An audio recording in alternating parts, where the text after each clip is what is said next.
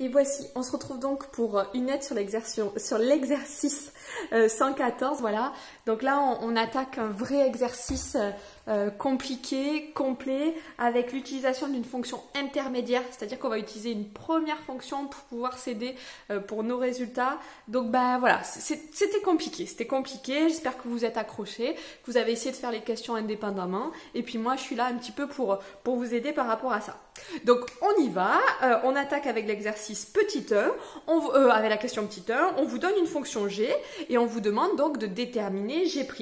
Donc là ici, puisqu'on avait fait avant possiblement pas trop de difficultés, il fallait reconnaître sur la première partie de ma fonction, c'est-à-dire 10 moins 6x fois exponentielle moins x plus 2, il fallait reconnaître une fonction de la forme u fois v. Donc u avec 6x moins 4, u' égale, et v avec exponentielle moins x plus 2, c'est-à-dire exponentielle u, avec la dérivée de u qui valait la dérivée de moins x plus 2, seulement moins 1. Et voilà. Et le plus 2, quand on le dérivait, ça faisait 0, donc il n'y avait pas trop de difficultés. Quand vous aviez fini de factoriser ça, la dérivée, vous deviez trouver exponentielle moins x plus 2, facteur 2, 6x moins 16. Je répète, exponentielle moins x plus 2, facteur 2, 6x moins 16. Voilà, donc le petit a, c'était fini. Allez, poche, je vous laisse essayer de faire la suite.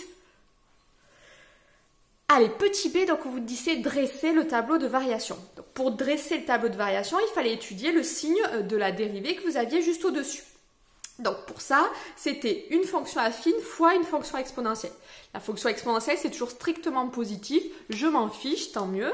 Pour la fonction affine, 6x moins 16, donc 6x moins 16, donc ça je vous ai donné la fiche, on l'a un peu travaillé déjà la semaine dernière, donc 6x moins 16, à vous d'essayer de voir ce que vous pouvez en faire pour étudier le signe, c'est-à-dire chercher la racine, et puis au niveau des signes, voilà, c'est une fonction affine, le coefficient directeur c'est 6, c'est positif, donc c'est une fonction affine comme ça, croissante, donc d'abord 0, et puis voilà, je vous en dis pas plus.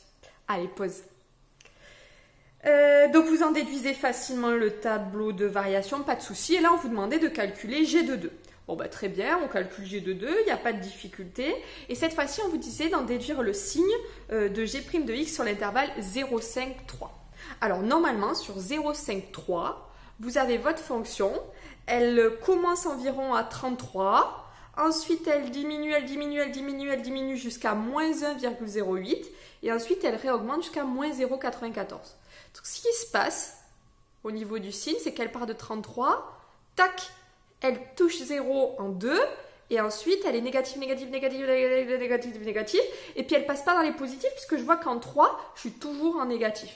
Donc, ma fonction ici, ma fonction g, a priori, son signe, c'est positif entre 0,5 et 2. Et ensuite, c'est négatif de 2 jusqu'à 3. Voilà. Ça, c'était pas évident à voir. J'essaierai de bien vous le détailler dans la correction de l'exercice.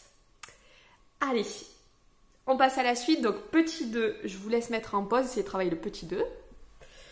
Donc, petit 2, cette fois-ci, on se rattaque à notre fonction de départ. C'est notre fonction f qui était indiquée. Donc, elle ressemble un petit peu à g. Donc, sur la dérivée, elle ressemble beaucoup à g. Je reconnais u fois v, tout ça, avec une exponentielle pareille. Faites attention au petit plus 2x qui traîne derrière. La dérivée de plus 2x, c'est plus 2. Et donc, pour cette fonction, donc f, la dérivée, c'était exponentielle moins x plus 2 fois moins 6x plus 10. Exponentielle moins x plus 2 fois moins 6x plus 10.